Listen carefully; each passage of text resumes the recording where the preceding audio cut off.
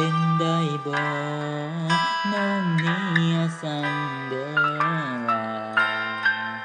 อ้ายนอนภาวะเมื่อหัวเจ้าเปลี่ยนใจหัวใจทั้งเจ็บทั้งจนต้องทนฝืนกลืนน้ำตา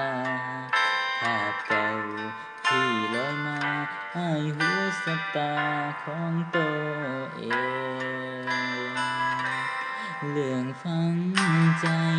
ที่เคยสัญญาจะได้บอกเก็บคำว่ารอผิดหวังซ้ำมาซ้ำไปมาอกหัก